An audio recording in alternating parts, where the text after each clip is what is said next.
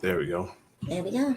Let's see. And Welcome, welcome, welcome. welcome. There it is.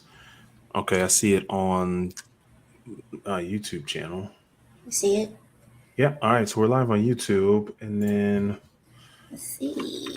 hey, if you are watching this, whenever you're watching this is what happens when you do these live.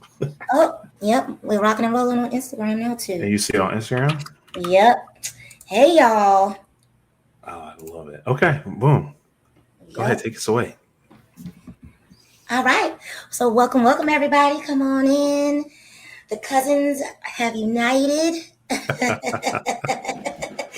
So if anybody knows, they know I love to work with my family and my cousins. At this point, I have hired over the last 2 decades. I have hired at least 5 or 6 cousins in Beautiful. some way, shape, or fashion, from personal training to consulting to virtual assistants to marketing. You name it. If they got talent, come on with me. It's going to be a family business. So I'm partnering today and hopefully in the future for many episodes with a cousin that a lot of people on the East Coast have never met. My first cousin, Bruce Hill. So welcome. So we will be talking about business because that's what we love to do. That's what we love to talk about. So Bruce, you want to introduce yourself and tell the audience, what makes you special? And So my name is Bruce Hill. Our parents are siblings, biological siblings. So we're actual cousins. We'll come Yes. up with a fancy name, but the Business Cousins podcast is literally that. We were having these conversations when we reconnected, and I was telling her like, "Hey, I've been speaking. I've written 4 books at this point. I've started coaching and consulting," and she's sharing her entrepreneurial journey. I said, "Man, this is what an actual podcast needs to be about, like something that's going to help people from where they are to where they want to go." And she said, "Let's do it." And I said, "All right, let's go." And so here we are. Well, that was last month, right? So Success Love Speed. We didn't. There was a little bumps and bruises, but Yeah, but we got here pretty quickly. indeed. Thank you for sharing that. Yes, and I'm excited. If you don't know, for those of you on Bruce's audience, I am Tasha Cooper Ware. I'm excited to talk about all the bumps and bruises I've had in the fitness and wellness industry and entrepreneurship, and give you what we got, and give you the information that we would love to share with you guys about our journey, and answer any questions you may have about how to make your journey a little bit easier. Ooh, make a note of that. We should do a questions like a Q&A segment. Indeed. Yeah, that'll be good. So I think I'm really excited about this. One, because I do love working with family. I think a lot of people tell you not to. Mhm. But my only piece of advice is you got to judge the character. So Exactly. you can't excuse bad character just because they're related to you. But we've had great success with working with our family. So we hope to share our best practices and things we could improve on. But you're a full-time entrepreneur. I still Yes. work a 9 to 5. And so our goal isn't to tell you which one's best, is to help you figure out what's best for you. I think that's a Exactly. big thing we want to cover. So how long have you been an entrepreneur? Let's go there. I have been an entrepreneur for 9 years now. Sheesh. Yes, I've been self-employed. My husband's always like, "You did it." I mean, most people don't make it past the They first don't. year, let alone almost 9 years. So I didn't even know I was considering it entrepreneurship in the beginning. I just knew I needed to do something different. I Right. had been working for corporate for 15 years. The glass ceiling was real, and I don't believe in staying anywhere where I don't feel valued. So I decided to create my non glass ceiling and to Mhm. move on and share my gift with other people and build our own house. So, That really could be a whole series right there. mm, So I became an entrepreneur on accident. I did you? didn't have that moment where you said, "Hey, I'm not doing this anymore." I was trying to get a promotion.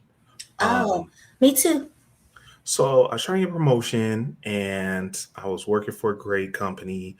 I was rocking it. I was number one in, no, I'm sorry, top 5 in our region. At one point, I was top 100 nationwide, back-to-back President's Club sales awards. And they're like, "Well, you don't have enough experience to be a manager." And it's the chicken or the egg. Well, how am I going to get managerial experience if you don't train me to be a manager. Mm-hmm. So I started volunteering at Toastmasters. So if you haven't heard of Toastmasters, it's an organization to help you with leadership and communication. So I didn't even join. I just was volunteering. I was helping people practice their speeches, confidence, communication. And one day, someone said, "Hey, Bruce, thanks so much for your help. Everything you taught me helped me land my dream job. How much do I owe you?" And I'm like, you know, you don't want to say a number too low. Yeah. So it's $100, right? 3 hours, $100. That sounded amazing where I was at that time. It ain't $100 an hour anymore. Okay. Yeah, clearly. So that's like, oh wow, so much. You know, 1, 2, 3, 4, 5. They put 520s in my hand, and like that's where I became an entrepreneur. I was like, oh man, this is kind of cool. That's where the journey started. So I would say mine started, it was a little bit of an overlap because personal training, you are your own business, even if you work for corporate. And what I was doing for corporate was the manager side. I was a fitness manager. I managed different locations, and it was time for me to be regional. So to your point, with the experience, the only way to do it is to get all of them. I had 1 or 2. It's time for me to have all 30 of them. And what I learned in managing is that I loved teaching. I loved training trainers and helping them become the best trainer they could be. Not like me, because I was a ballerina.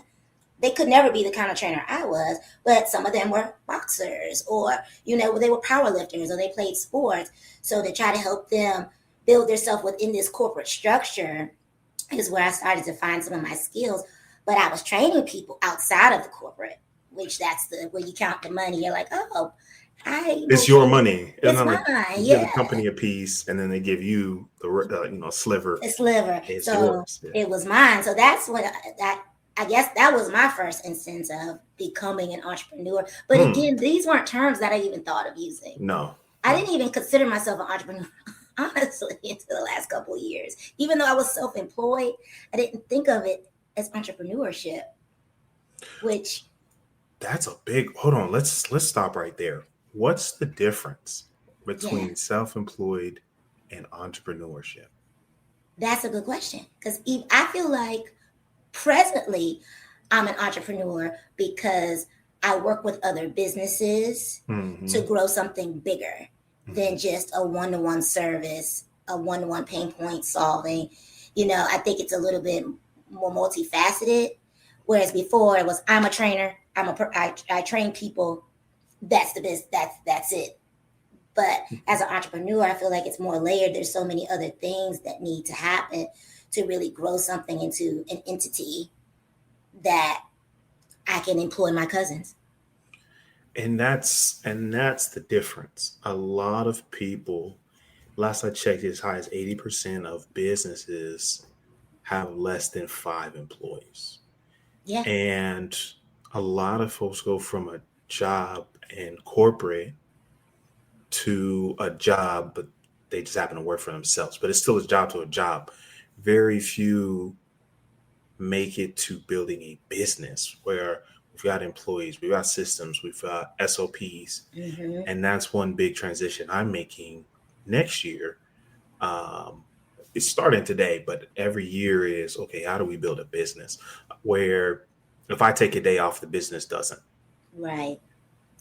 Yes, I think where I am now is I work with more consultants that I hire as my advisory board to grow the business, which gives me that opportunity to have a day off because I know the post is going to go up. I know the marketing is going to be done. There's work being done without me having to do it. There we go. So but it's not the same as having to manage other coaches and employees right now. It's just totally, totally different. So I'm enjoying that process right now of working with my consultants and my advisory board. Would you say the journey has been fun along the way? It's been fun. Yeah. I'm on this podcast with you today because it's fun. There are no rules. No one can tell me how to flip my hair that day, or you have to wear this shirt, or don't do that, or don't say that. I feel that's my favorite one. Oh, we just don't feel your hair is professional. I'm like, it's my hair. I My grew head, it came out of my head. Exactly. it. And I like to change mine. Today it looks like this, and that day I might have braids. I might have a vacation next tomorrow. So I do what I want. In the I words of do my what I husband, want. it's your head, do what you want with it. But I feel like that's how my business is my business, is my entrepreneurship journey. So I do what I want with it. If I want to keep pushing it, I want it to grow.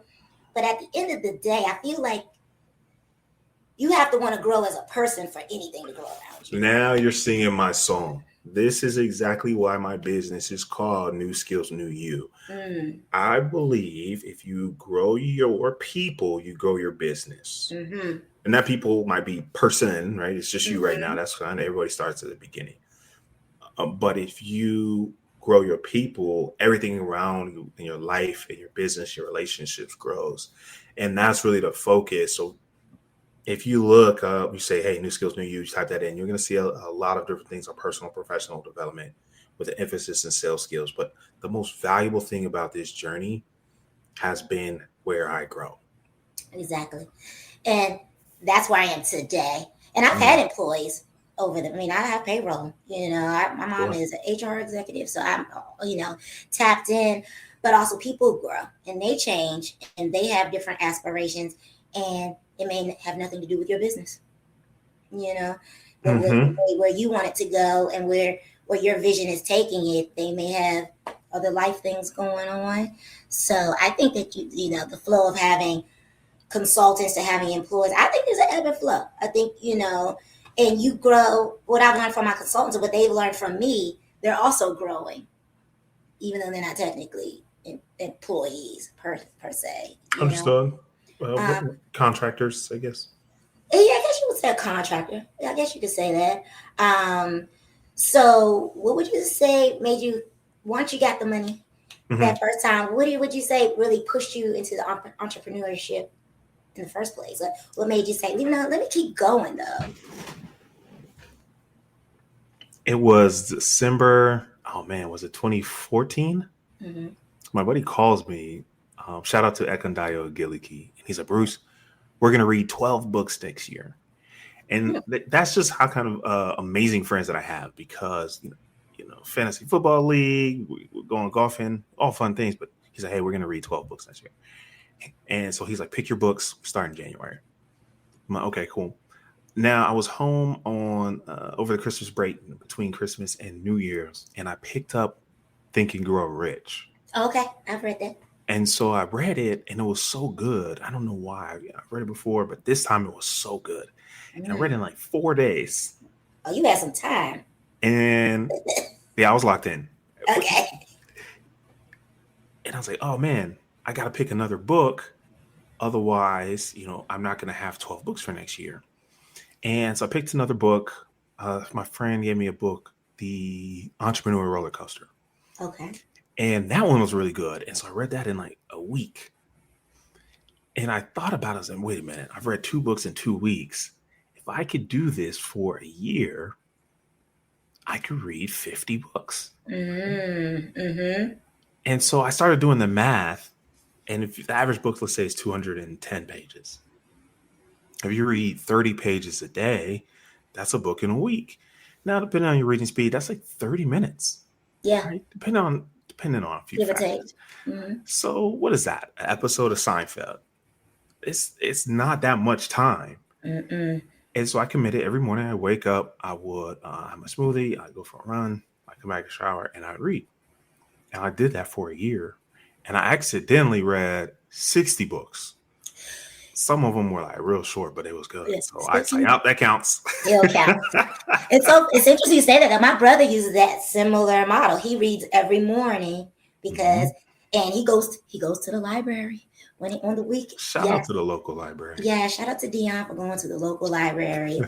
He's very inspiring. He definitely keeps me on point. Like, okay, he's reading again. Let me make sure I read my book. So in our community, we do have a book of the month too. So nice. I'm glad that you said that it is an attainable thing. 30 minutes, 30 pages, give or take, half an episode of Housewives. You said Seinfeld. I did tell him my age on that one. That is it. So how does that answer your question? I'm reading these different books and I'm starting to see what's possible. Mm. And I'm reading about people buying football teams and buying hotels and buying casinos. And I'm reading about people selling companies. And I'm reading about people that were just tired of being sick and tired and Yeah. say, hey, I'm going to do something about it. So they taught themselves a skill, whether it's sales or trading or leadership. And I read a book by John Maxwell, and he writes on leadership. He's written 30 books on leadership.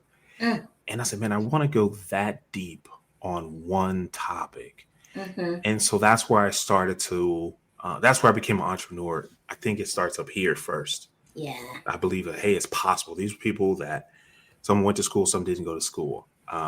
Some had a little money to start, some had no money to start. Some had kids, some didn't have kids. So I realized it's not your circumstance that changes your options. Maybe the difficulty, we can't ignore that. It doesn't change your options. It was just the decision they made to do something different. So I made a decision. Say, hey, I want to create income on my own schedule, adding my value in my way, being myself. And fast forward, I did. And I Yeah. am. I feel you on that. I think the moment I really realized I was an entrepreneur was when my mom paid for my trademark as a Christmas Ooh. present. As a Christmas present. And I was like, yes, that's exactly what I wanted. And then I was like, oh, I could put it on shirts. I could do this. Like it opened a whole another door of, oh no, you really doing this. Like you really have created something. And my best friend, he worked for the Patent and Trade Office. And we actually did it without him, which was, he's like, oh, well, good job. Because he was busy doing other stuff. Okay. Oh yeah, he was super supportive to making sure we were foundationally sound when we got started. So I think that was the part too that I realized, oh, I am in business. Like I am doing something that hasn't been done before. I created something that didn't exist, and it'll be here when I'm gone. It'll be here. That's beautiful. So wait, let me ask you this. I think protecting your identity and protecting your business is important. Do I need to have my trademark to get started? No, I recommend most people get their LLC and the EIN number first. Okay. Because you can start off one name, but you can always get a DBA and do business as something else. Okay. And you have to do some research to make sure that you can get some of the domains. Like right now, we're on LinkedIn and we're on YouTube and Instagram. You need to make sure that you can, if you pick a name that you're going to trademark, that you can even have it and that you can even use it and that you can put it on things. And it's not worth the money if you're not set up properly foundationally to just collect money in the first place. Because like you said, you collected money. Did you do it legally? And that we can go into that a little bit. Is this a hobby, a side hustle, or a real business? So I think that, listen, see a tax professional, right? This is not legal advice. Hit us up if you need one. I got one of my advisory boards. Under a certain amount, I don't think you're going to get in too much trouble. $100, the IRS is not going to come look. Nah. However, there's a point. The simplest piece of advice I'm going to give you is, okay, well, when do I get my trademark? Is when the business pays for the trademark. Yeah. If you can get to a point where a client hands you X number of dollars, you deliver, the client's satisfied, they're happy, ask them for a referral, take that money and pour it back into the business. I don't believe it takes money to make money. No. I think it takes an idea. It takes a customer. I will agree that it takes money to make money faster, right? It's a lot easier to make money if you can grab tools like StreamYard, if we can grab a microphone, if I can grab a headset, right? I don't want that to stop you. So if you're like, well, I don't have a trademark yet, I don't want to get started. No, get started, take that money, and then use that to buy a trademark. Just put that on your list of priorities. Yeah, and I always say the EIN LLC route because there are benefits from being an entrepreneur. Absolutely. Step one. Absolutely. Step one is if you're gonna do and you're gonna run around in your car, whatever it is, you want to make sure that you protect yourself too, and that you get as many benefits as you can because you're already starting in a hard industry to become an entrepreneur. Mm-hmm. So I would definitely say that. And then as far as the trademark, you also have to know what are you trademarking. Like, are you gonna, are you gonna, if you're selling personal training. You don't necessarily need a trademark name to sell training, but I wanted to sell other things like apparel. So then, I wanted it to be able to put it on other things so that when I have wellness events, no one can say I can't use it or someone else is randomly using it. Ironically, HLS is Harvard Law School, but they didn't get it. Swear. I mean, it's HLS. Yeah. And it happened to put collective behind it, but presently in Maryland, I mean, they can't have it. That's the flex. No, I'm big. When I started my business, and this is today the most profitable business I ever had. There was no website, there was no business cards. It was just clients giving me revenue. Like everything was profit. And so ratio wise, it may not have been the highest grossing revenue, but it was the highest profitability because of how simple I kept that business. Nowadays, like, because it's only so long before I'm going to mention. So I wrote Better Questions, Better Clients. It's my 4th book.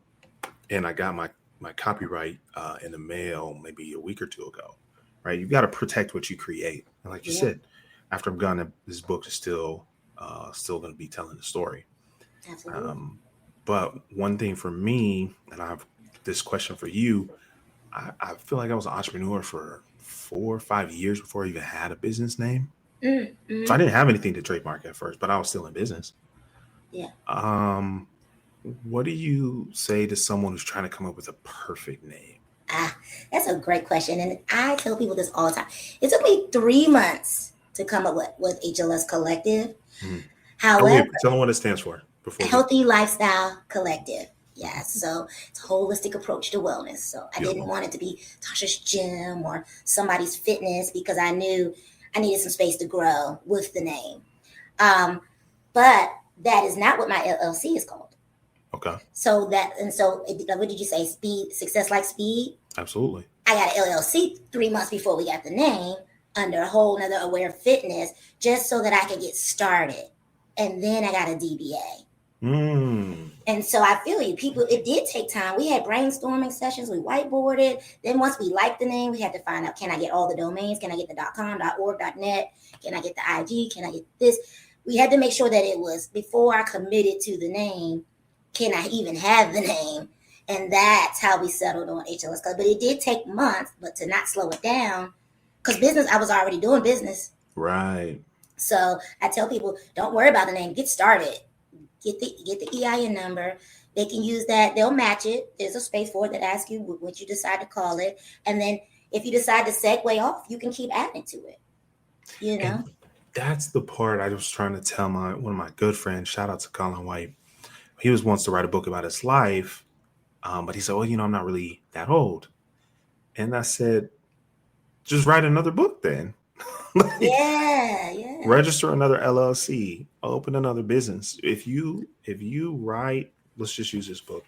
Let's say I decided, man, I really don't like that title. Oh, well, I guess I could never write another book. You hear how silly that sounds? Go write a book with the right title. And give yourself permission to evolve. Give yourself permission to change. A good friend of mine who's a producer, he said, Taj, if you've done anything more than 5 years, you have to start documenting. Like, you have to document it. Ooh, that's good advice. Yeah, and I thought about it, I'm like, dang, if I just did the first 5 years of my successful life, I would have been a dancer. It would have been all about dance and what I did. I did Dance Theater Harlem, Alvin Ailey, Nickelodeon. I did all those things before I was 21. I'm 45 years old now. Okay, we go gloss over all that lore. You just drop hella flexes. Yeah, but if you break it down in fives like that, you have something to say. And if you are an entrepreneur, you have to expect that who you are today in 5 years. That's why people have 5-10-year plan. You're not going to be the same human. You're going to be. You will have learned. You have grown. You might have changed your mind. You might have changed your business name. But exactly. And once you're in it and you commit to it, that's the fun part. I can even use being married. It's way more fun to sit in this committed space because we don't have to worry about that no more. Man, I'll tell you, I don't want to turn this into a dating show, but we got to go there. I got some gems for that too. I met my husband in high school. No, we did not date in high school. Okay. had a whole other boyfriend and stuff. But we did end up getting together years later. But it is something about having that consistency It that is. brings some joy in your life, because it's one part of your brain with all the things going on, which Subtle Art of Not Giving Up is one of my favorite books. It kind of clears out the muck. And once you commit to entrepreneurship, not even that you have to give up your full-time job, but if you commit to the cause of it, Mhm. oh man, it is freeing to know you can create something. It's magical. It's, if I can use that word. And I like what you said, commit. I don't believe one of my favorite lessons. I'll tell this story sometime, but she's like, you don't have to be sober for the rest of your life. You just have to be sober today. She wasn't talking to me, but I was listening. I was like, that's really good advice. Mm-hmm. And it's something I've taken into entrepreneurship. You don't have to be a millionaire today. You don't have to quit your job today, but what's the step forward today? Yeah. What's that $10, $100 you can earn today towards being a millionaire or towards quitting your job? I'm a huge component of both, because if you build a business that allows you the free time where you can still do a great job at work and still have the business, then you got two sources of income and the time. Yeah, exactly. But the most important part is to be committed. Say, hey, I'm going to figure it out. It has to work or it has to work. Yeah. And I think you're right. And I think people don't have to be fearful. Let's just say you do jump all in like I did. If you decide to go back to work, it's okay too. Like, it doesn't have to be an all or nothing. Like, people have made up these. Well, hold on. But if I go back to work, that's giving up. I feel like I failed. Well, that's a personal feeling. That's not a reality. Your failure is determined by you. Like, if you decide you decide you want more and you have the bandwidth to go get it, then get up and go get it. Sometimes I look at my business and I go, I have bandwidth for a podcast with my cousin. So let's plug that in. Was that on my Q4 goal list? Not even a little bit. But here we are. But I think that people try to live up to these standards and statistics and rules when people are breaking the rules every freaking day. I mean, on mic recorded breaking. Like,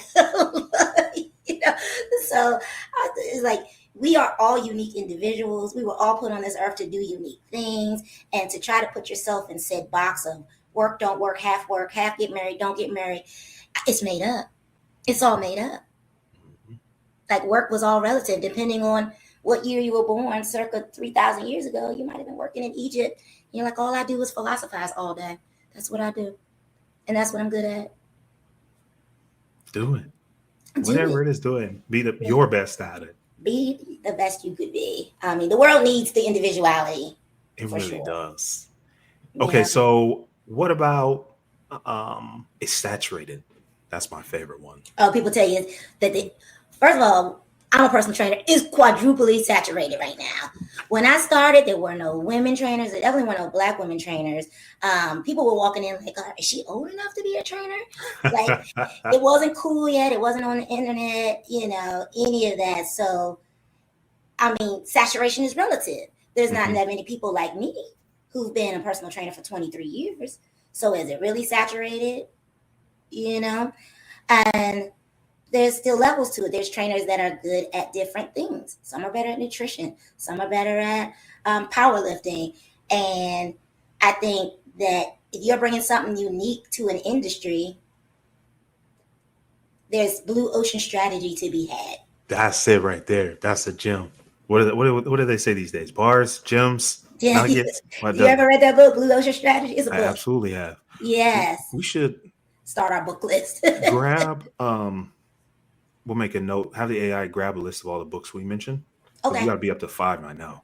Okay. So check out what she just said. Let's say it's a saturated market. Let's just use physical fitness training. If you really love it, but you're like, man, there's a lot of people doing this, find out a new way to approach an old task. That's number one.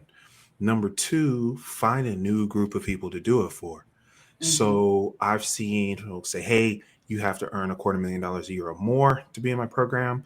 So he does busy, high performance C-suite males. I've seen someone say, hey, this is just for pregnant women. right? Mm-hmm. There really is riches in the niches. Another one that I just now figuring out is take something old and bring it to a new group of people. Yeah. So, what does it look like to start a fitness program in a rural area? I don't know, Yeah. farmland, right? Mm-hmm. There's so many ways to innovate without even having to invent. Yes. And it's 2025 now. Whenever you're watching this, technology just makes that easier and easier and easier. Yes. I mean, I always think about the Facebook. Like, it wasn't the first one. We had Black Planet, we had MySpace, you had all these other things that came before it. Like you said, sometimes you don't have to reinvent the wheel. You just have to make it a little different, tweak it here and there. Mm-hmm. But again, I think and this is something I have to tell my clients, like, don't make up the reason if it doesn't even exist yet. Like if you're giving me excuses before you even tried, is it even real? Or is it just negative self-talk out of fear? Hold on, let that breathe. If you make up excuses before you even try, is it even real, or is it just negative self-talk? That's a powerful reflection. You know? If you're a journal person, make that your journal reflection. Yeah. Um, Because I get a lot of that though. Because of my industry, I get a lot of highly intelligent, smart people who reason themselves out of the right things that they should do. I think smart people are the worst entrepreneurs. Oh Honestly, my goodness. And clients. Sometimes they're the worst clients because I can see that. they're so smart in their day-to-day life, and they're the boss and they're telling people what to do, that they find ways to justify their habits and behaviors, even though they've hired me to be their expert, Right. to give them the answer to the test when it's open book. That's one thing. So shout out, everybody gets a shout out. Shout out to Andre C. Hatchett, good friend of mine, client, mentor. He'll say all the time, he's like, man, I'm not that smart. Or he was a substitute teacher. And he'll tell you, he's like, I'm not being self-deprecating. I know I'm not the smartest person in the room. He said, but I'm the fastest executor. And I'm not counting his pockets. He'll share this publicly. He's I think it's up to $305,000 in digital products in the last few years because he figured out how to help one group of people solve one problem, and he did it over and over and over and over again. And that's the hardest part with entrepreneurship. Oh yeah, that you'll find that one thing 5 years ago, and then the industry changes, the markets change. I mean, COVID did it alone. Everybody was on the internet exercising and showing you their workouts and all. Like, it really shifted kind of quickly. And some of us, like I did, went more business as opposed to online marketing. And some people went full on influencer with no business, and so it's interesting to see how it's developed over the last few years and where people are landing, because you have to be malleable. That's probably one of those unexpected lessons from entrepreneurship is resilience. It's being flexible, being malleable. If you're unwilling to change, you will fail. Yeah. But not even a mistake, but like a permanent failure. You have to be able to adapt. Yeah. I mean, I'll give you an example. One of my first wellness events, when the world opened back up, I had a challenge. I was doing a challenge party, website popping, did all the things. And the day before my event, the website broke. Not just crashed. It broke. Like, it had been perfect for 3-4 months. And Wix experts, we got all the way to the top. They could not figure out why it broke. And for me, that felt like a failure, because the whole point was to have this event, to get the capture, to do the thing through the website, and I had no website. And it was so did you still have the event? Absolutely. Was there a workaround? Was it awesome? Still had digital content, had a photographer, did all the things. And got my money back from Wix, indeed. But lesson learned that one failure doesn't stop the show. And things that you may build up in your mind, a reason not to start, the scarcity, all those things, though again, I go back, that's just negative self-talk. Right. You There's know. there's lots of reasons not to start. There really are. And there might be good reasons, but you have to ask yourself, okay, do I want this outcome? If the answer is yes, you say, do I believe that this action is a step forward towards that outcome? If the answer is yes, take that step. I'm always going to tell you to see the biggest result for the lowest risk, right? I'm not Mm-hmm. going to tell you to sell your house and your car. So, man, I got to make $1 million by this Friday or I'm going to be homeless. But I want you to have that level of commitment and say, okay, well, what's the smallest action I can do today that's Yeah. for progress? And that's really where I've succeeded. That's why I read books. So you say, well, Bruce, I don't want to read 60 books. The average American, last I checked, reads 0.8 books a year. All right. That means they're either starting books and not finishing them, or it takes 5 years to read 4 books. Mm-hmm. All you have to do to be above average is read one book. So I think I said 210 pages. It's an average, self-help book, business book, leadership development. Let's say it's 300. Fine. Let's say it's 300 pages. If you read just 10 pages a day, just 10 minutes, you say, well, Bruce, I got kids. Everybody can't sit around for 30 minutes reading. Fine. We'll give you that excuse for now. What does 10 pages look like? So Yeah. now all of a sudden I'm reading a book a month. That's 12 books a year. Do you think your life will be better, worse, or the same if you read 10 pages every day this year? Right. That's it. That's And it. so now move that to your business. If I just tell 10 people on LinkedIn, if I just go live for 10 minutes, Mm-hmm. if I just write 10 pages, man, I've been meaning to write this book forever. What if I just wrote 10 sentences? What's the smallest increment of forward progress you can do? And listen, you'll look up a month from now, you're not going to see any progress. 90 days, you're not going to see any progress. A year from now, you're going to, oh, wow. Bruce was right. Reading 60 books really isn't that hard. Yeah. Yeah. And I think a good start is you have to make a decision what success really means to you. Ooh. So how do you define success? Well, it's interesting. Me and my husband were talking about this yesterday, and Mm. we both feel like we've always been successful. Mm-hmm. Like, it's not too many things that if I put my mind to it, that I'm going to be way above average at it. Mm-hmm. And so for me, being above average is successful. Like you said, you use the 0.8 books. So I'm a success if I finish one book. That's it.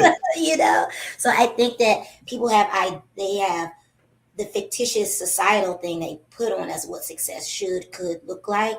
But you really do have to decide what success is in your genre or in your life.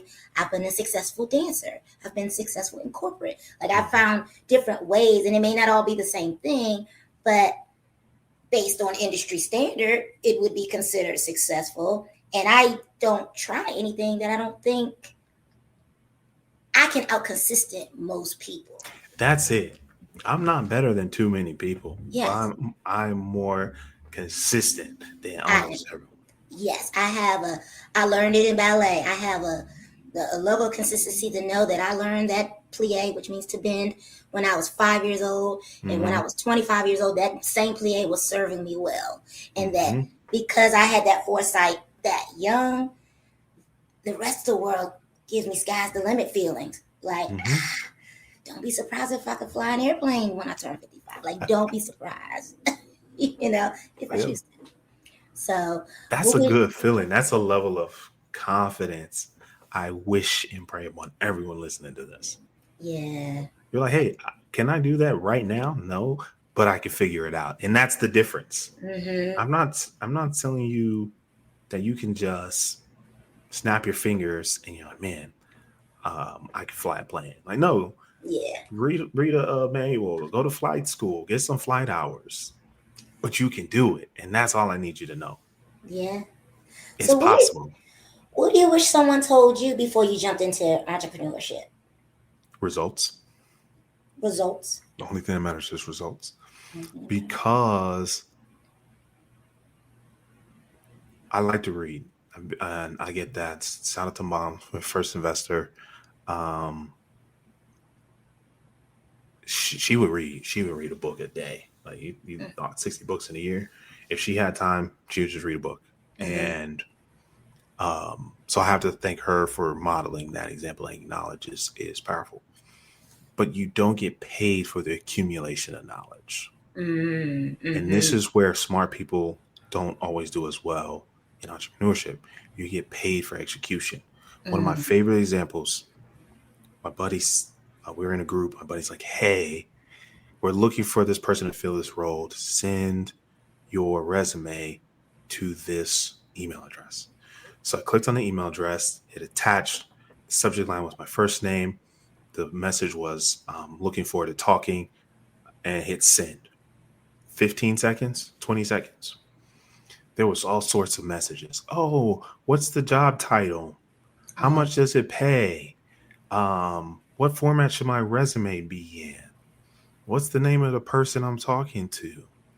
And there's other people say, hey, can you look over my resume first? I gotta up. Meanwhile, I interviewed and they closed the role before some people even submitted their resume. exactly. And I'm confident there were people in there that were better, Mm-hmm. Happens. better fits, but no one will ever know because they didn't take action. Yeah. Same with the dance That's form. Same thing. It's like you gotta show up. mhm. Like I had a teacher, she said, dancers don't get sick. Go get some Oh. echinacea. But we were not allowed to miss class. They would lower our grade level, our Oh grade wow. in college. And we wore uniforms. Like it was very strict considering it was Fordham University in Ailey. But yeah, some things like that, like the show up part, like I said, I might not be the best, but I didn't miss any classes. And And by that's the end of that 4 years, I had a job with Nickelodeon. see, excellence. We're gonna have to go down that story, but I want to ask you the same question. Mhm. What's something you wish you'd learned earlier? Systems. Like Hmm. like really use your systems, get them in place, get your SOP in place, get your membership to your CRM set.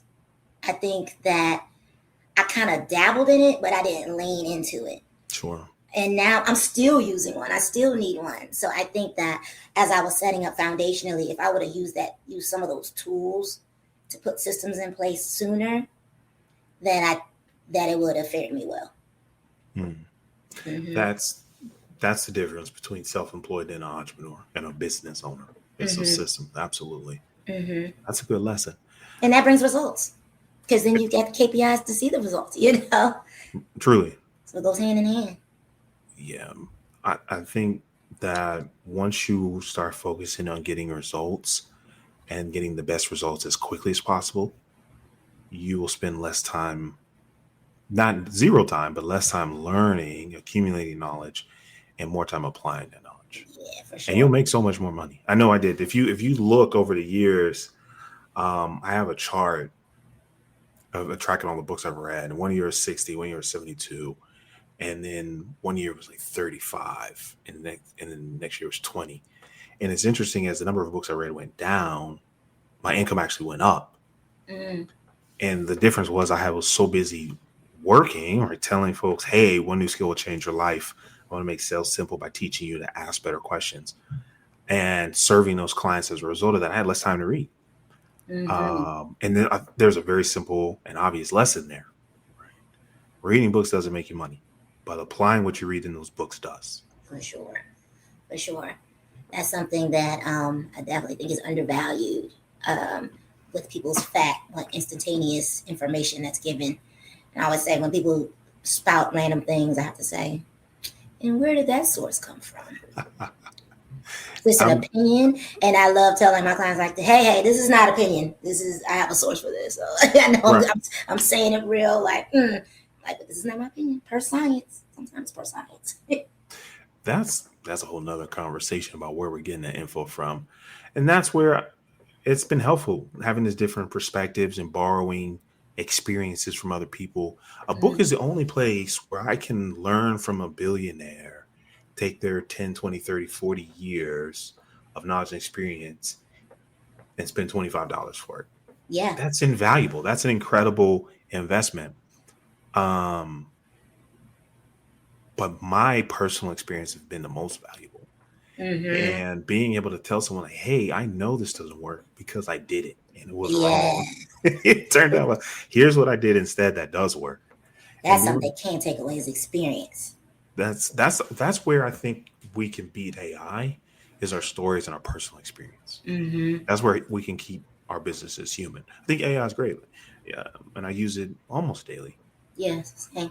But I also, people laughing, but I like to stay in reality and Hmm. stay present with humanity, Hmm. because that's really what drives me is obviously health and wellness, but the humanity of it all and the harmony of it all.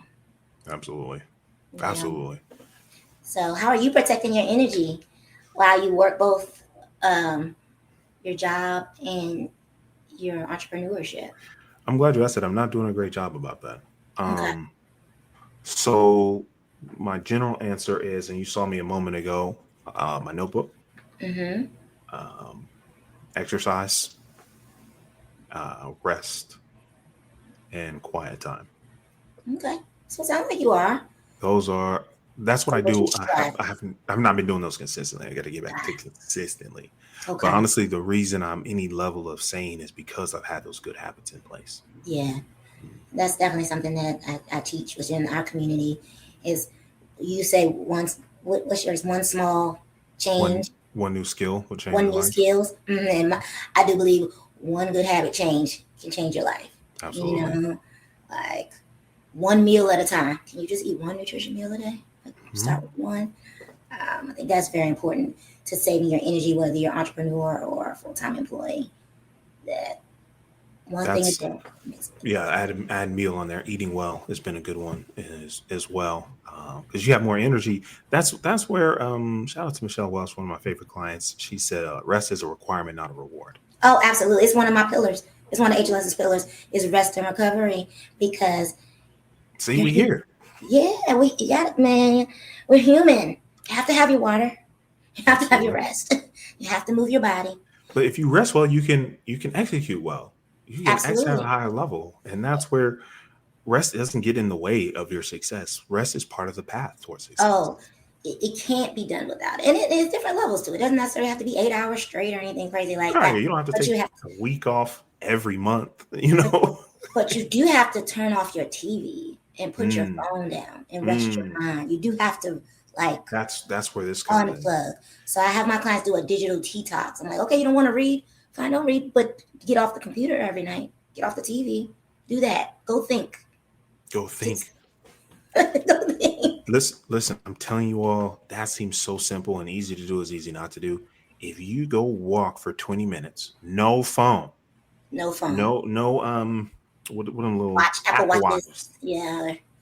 It's going to be the longest 20 minutes of your life for the Mm-hmm. first, what would you say, 5, 6 times. Mm-hmm. But once you stop compulsively checking your pocket for a phone that's not there, Mm-hmm. once you stop wondering what the email notification text message says, you start looking around, you notice trees and like you hear birds and Mm-hmm. you get ideas and you have clarity and you solve problems. And not to mention what it does to your body moving for 20 minutes.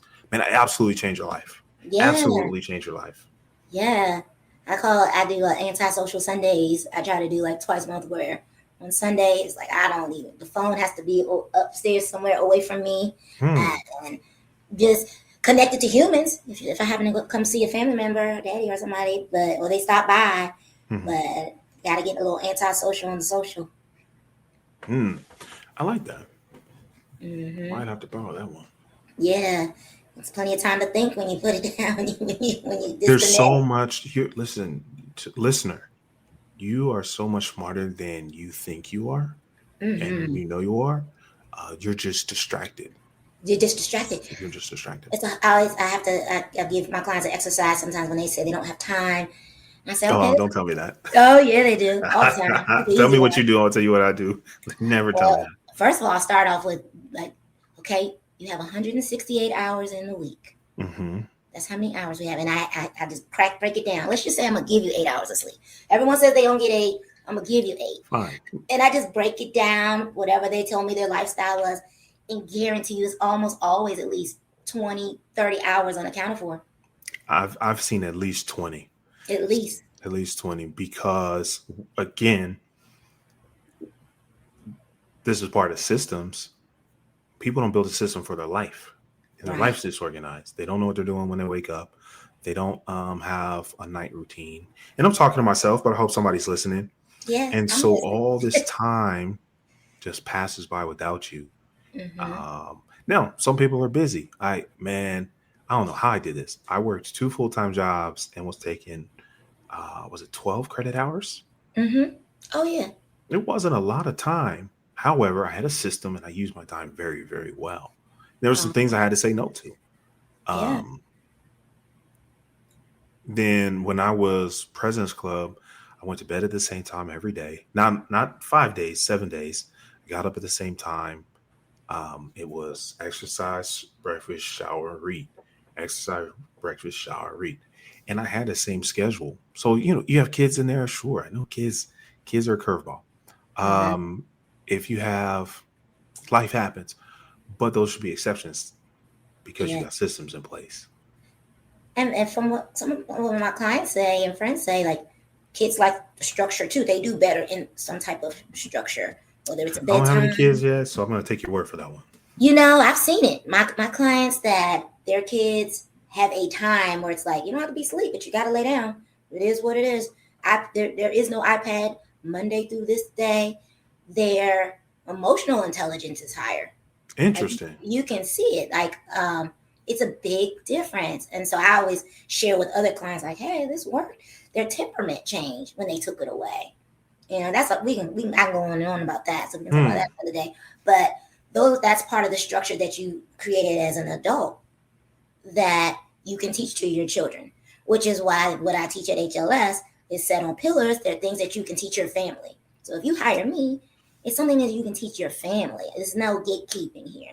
This is a universal problem solving situation. I you love know, it. That's what I love about what I do. I've gotten typecast as a sales trainer, okay. which we do offer sales training as part of New Skill New You. But that's like saying IKEA sells chairs. Right? Yeah. Yeah, You're, exactly. you're missing the point. What we do is let's just use better questions. That changes your business decisions. That changes your sales conversations. That changes your hiring decisions. That changes seeking investors. But guess what? That changes your romantic relationships. It Mm-hmm. changes your relationships with your family. It changes connection with your children. When you learn to ask better questions, so it comes all the way back around, right? One new skill will change your life. And Mm-hmm. so you can teach these things to your family and feel good about it, right? Mm-hmm. You can feel good about it. So now we're not just changing the clients' lives, we're changing their families' lives and the world around them. And Yeah. that's how we sleep good at night. Yeah. We sleep good making money because we know we've changed lives for the better. Oh, for sure. Like we're not selling pins. Like what's like how do you feel about selling stuff? I'm like, I'm selling vitality and longevity. Like I feel I sleep amazingly because I know that's what I must have been put here to do. Like I really do care about my people and I really know that their quality of life will be better if they schedule a call with me. Like I can just pull that curtain back and say, hey, I hear you. And I hear the reasons and I hear the obstacles. However, your lungs and joints and brain, they don't care. It doesn't care about that. Mm-hmm. At some point, you have to decide that you want to feel better. You mentally, physically, emotionally, spiritually, you have to decide. It's your life. Your kids will eventually grow, hopefully be successful, and they will move on. And you may still be here another 20, 30 years. Then what? Then what? You want to make sure that you can take yourself on vacation and get out of the bathroom if you're by yourself because your spouse or no spouse is there. There's things that if you attack it that way, you will feel good about your investment as well as your life. That's Let's talk more about investing Mm-hmm. and in all sense of the word in our next conversation. I got to go support a client. We're going to teach a sales success course. Mm-hmm. Um, what can listeners look forward to on Business Cousins podcast moving forward? I think what the takeaways will be is our journey as we meet on a week-to-week basis, because there's always something going on in my Literally, business.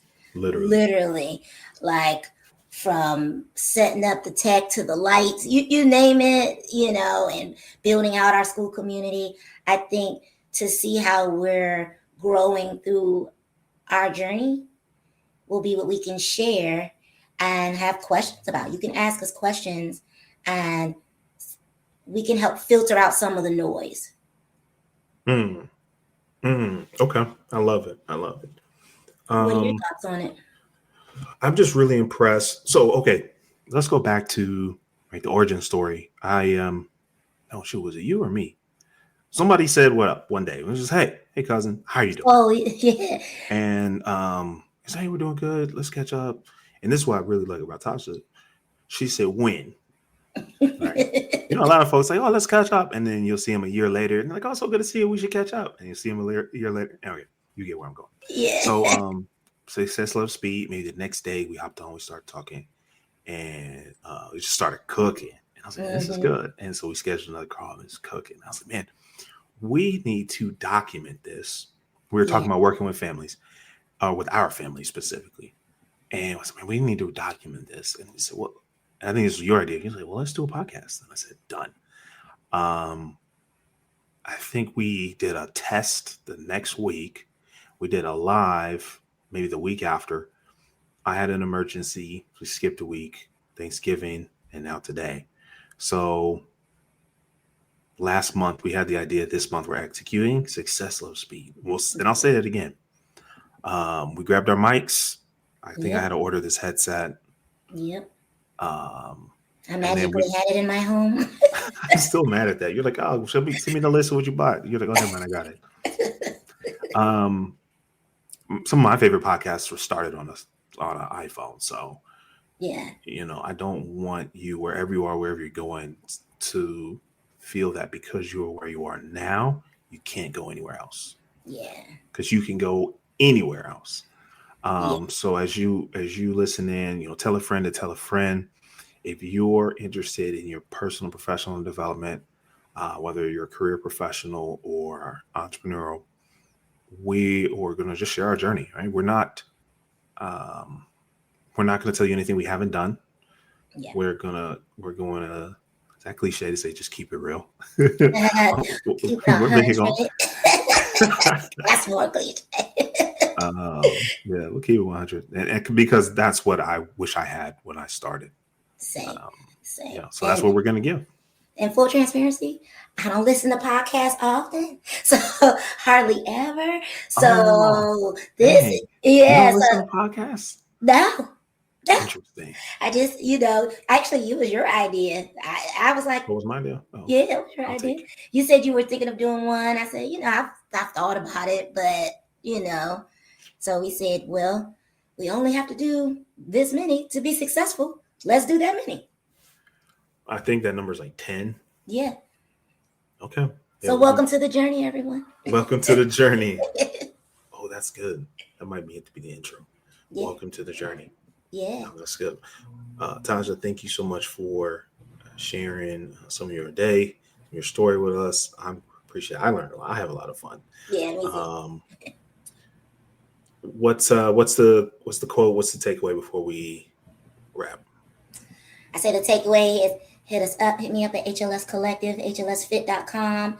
If you need any wellness support, any habit support, and we plan on being here a while. So tap in with us. We look forward to working with you in any way, shape, or fashion, or just join our community. We both have communities. This is definitely a community-driven podcast. Absolutely. While we did it with our cousins. Oh yeah, we'll get links and everything. Listen, y'all gonna watch this. I've got this light hanging off the computer screen. With tape, y'all. This results done is better than perfect. And it's gonna improve. But you don't have to be great to get started, but you have to get started to be great. That's right. For me, listen, the questions you don't ask cost you money. So ask yourself, where do you want to go? How are you going to get there? Who do you need to help you along the way? I believe one new skill will change your life. And that's how I live my life. So as you explore, as you grow along the journey, I like that. Welcome to the journey. That might be get in the habit of asking better questions. And so until then, cheers to your success. And thanks for tuning in to the Business Cousins podcast. That's right. See you guys next time. Peace. It's almost like we